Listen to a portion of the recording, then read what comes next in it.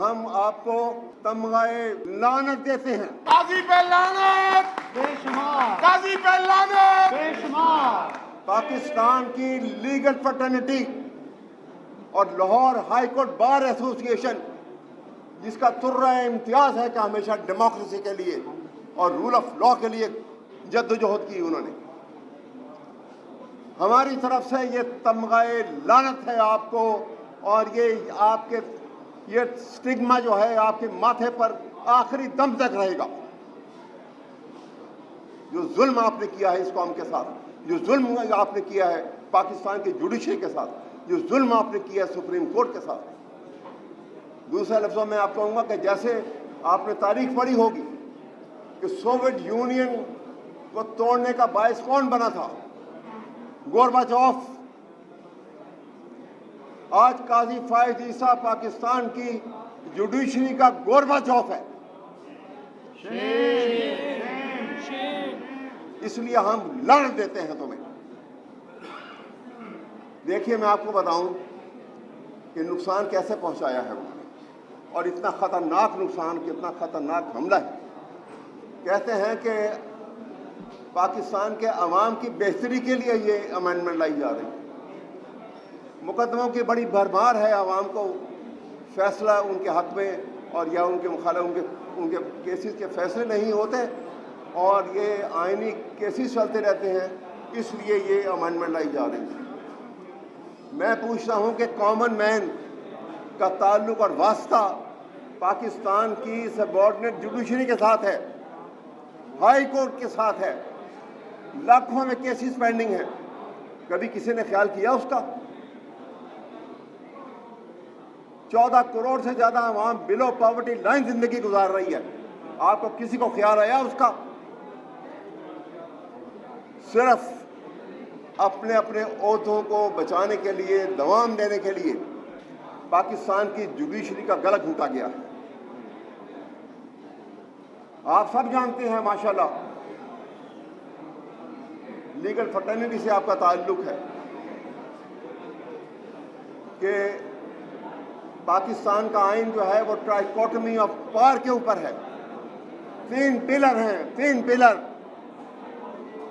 जिसके ऊपर आइन की इमारत जो है उस्तवार हुई है। एक पार्लियामेंट है, एक एग्जीक्यूटिव है और तीसरा पिलर जुडिशरी है, जो सबसे अहम है क्योंकि उसके पास रिव्यू का इख्तियार है। मेरी गल करो। पाकिस्तान के सुप्रीम कोर्ट को और सुप्रीम अदालत को ये इख्तियार हासिल है आइन के आर्टिकल 188 के तहत कि वो चाहे कॉन्स्टिट्यूशन अमेंडमेंट हो, एनी एक्ट ऑफ लेजिस्लेशन हो, on the touchstone of rule of law, on the touchstone of the supremacy of and independence of judiciary, on the touchstone of fundamental rights and violation of Quran and Sunnah, strike down कर सकती है। और आपने इस amendment में लिखा है कि ये जो अमेंडमेंट की गई है ये किसी अदालत में चैलेंज नहीं किया जा सकेगा। इसको आप अंदाजा लगाइए इनके ज़हनी फसाइयत का।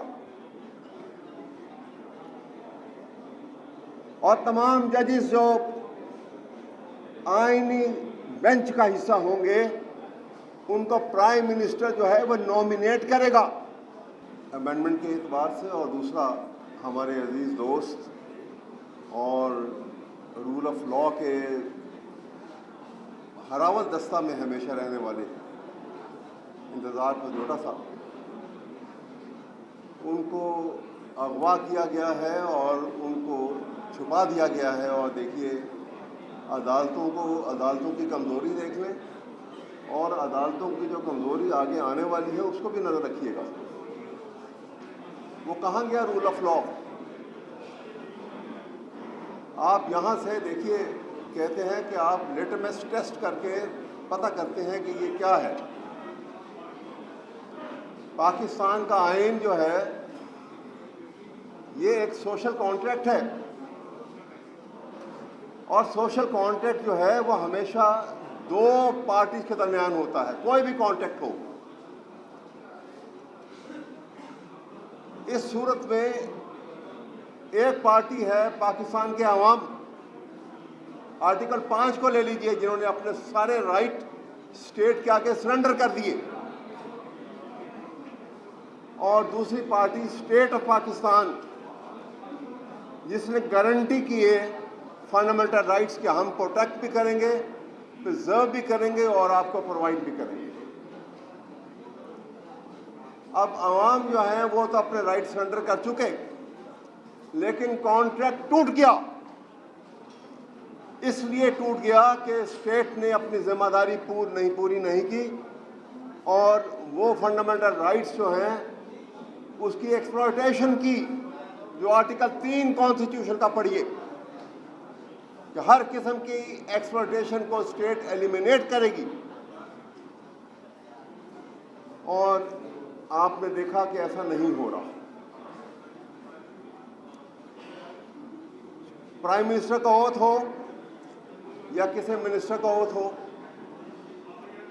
या किसी चीफ जस्टिस सुप्रीम कोर्ट का ओथ हो या हाई कोर्ट के भी किसी चीफ जस्टिस का जज का ओथ हो, सबके ओथ के अंदर जो कंटेंट्स हैं उसमें एक सेंटेंस कॉमन है,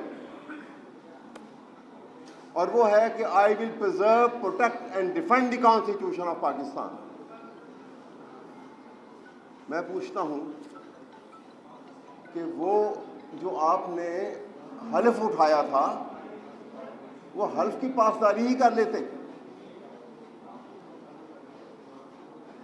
लेकिन बड़ी तेज़ी के साथ, मैं बार बार आगे भी हम यहाँ बार के इजलास में ये बातें होती रहीं और हम लोग कहते रहे कि बहुत तेज़ी से रूल ऑफ लॉ को रूल ऑफ अथॉरिटी से बदला जा रहा है, और रूल ऑफ अथॉरिटी को बदला जा रहा है नेकेड डेस्पोटिज्म के साथ।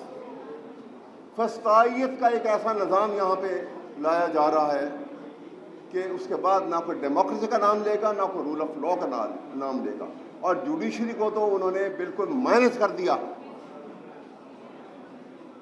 और अपने सामने हम होता देख रहे हैं सब कुछ। और क्या कहेंगे अपनी लीडरशिप को, वोकला की लीडरशिप को क्या कहूं मैं, आपस में बैठे हुए।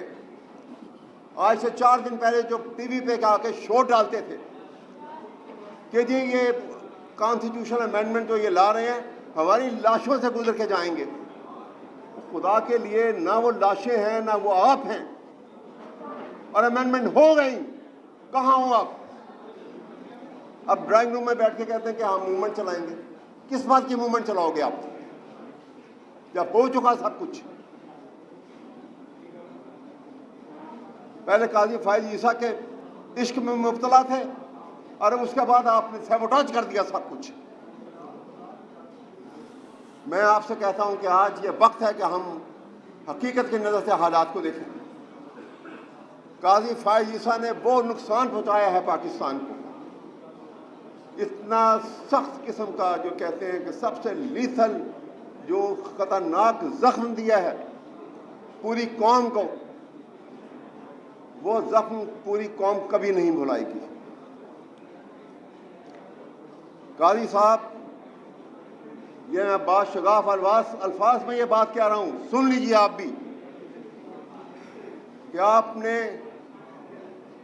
जिस जिल्लत आमेज अंदाज में पाकिस्तान की जुडिशरी को तबाह किया है,